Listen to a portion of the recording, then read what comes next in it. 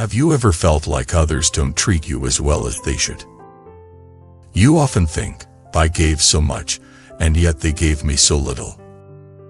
Welcome back to the channel where we dive beneath the surface of life's emotional storms to uncover timeless wisdom. Today, we confront a subtle yet powerful trap many of us fall into: the belief that others are constantly indebted to us. Whether it's in love, family, friendship, or work, this sense of emotional debt poisons our peace. But what if the real issue isn't about what others owe us, but what we owe our own conscience? That's where the profound insight of Master Hongyi comes in. You once said, "The real debt is not from others to us, but from ourselves to the universe." This statement sounds mystical, even harsh, but it is a key to a doorway that leads us out of bitterness and into liberation. Let's start with a relatable story. Rachel, a high school teacher, had always gone above and beyond for her students.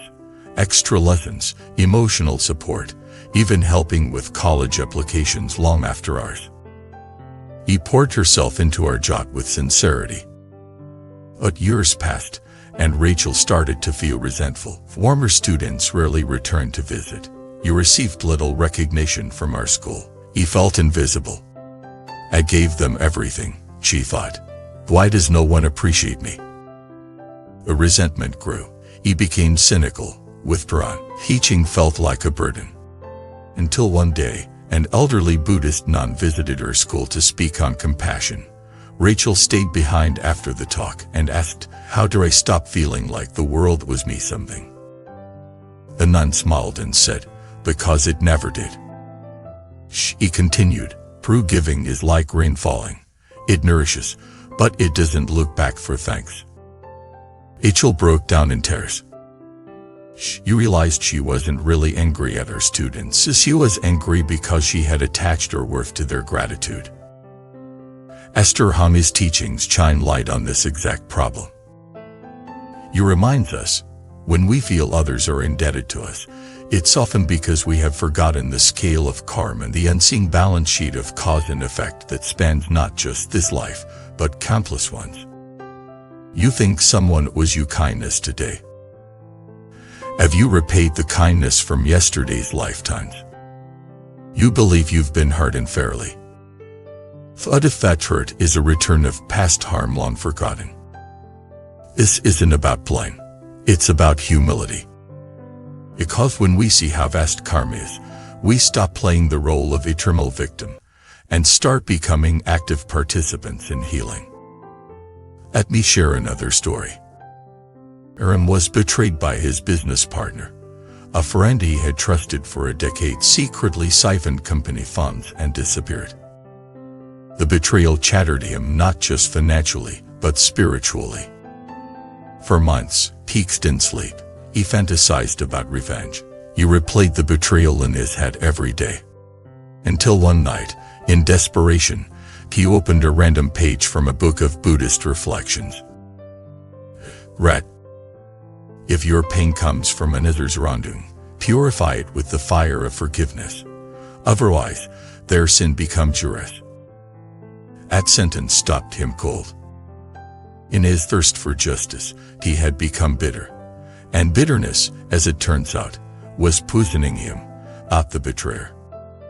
Aaron sought out a Buddhist monk and asked, "How can I forgive someone to ruin my life?" The monk answered, "You can't until you stop thinking he ruined it, and start realizing he revealed where your ego still lies." That was the turning point. Aaron began the slow process of letting go, not pretending it didn't happen, but releasing the identity of the wrong one. Because as long as you define yourself by what others did to you, you remain their prisoner. Master Hongyi was known not only for his profound intellect but for his deeply compassionate clarity. He didn't teach from a throne, he lived his words. He gave up wealth, fame, and even his career as a prominent musician to walk the monastic path. And in doing so, he often said, "The greatest betrayal is not what others do to you, but when you betray your own conscience." So ask yourself today, What grudges am I still holding? Where do I secretly believe others owe me something? What am I doing in return for the kindness the universe has shown me? This shift from entitlement to gratitude is not about being passive. It's about reclaiming your inner power. Because when you no longer rely on others for validation, appreciation, or redemption, you are free. You become like a mountain, silent, still, unmoved by praise or blame. You give because you are giving. You love because you are life. You release because clinging only suffocates your own joy. Let me share one final image. The lantern doesn't ask the room to thank it for light. It just burns. And in doing so, it changes everything.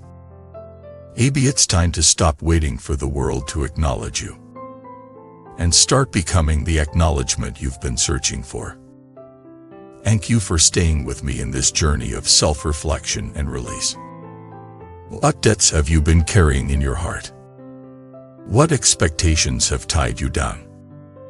Share your thoughts in the comments. Your voice might be the light someone else needs.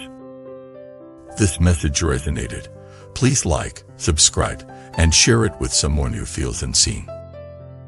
Let's remind each other. True peace begins when we stop keeping score and start living from the heart. Thank you for watching this video. Before you leave, here's something special. In Buddhism, we believe that every encounter carries a deeper meaning.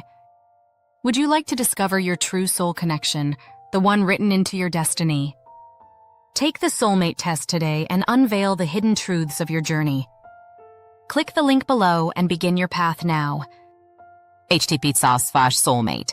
You wisdom more, come, white.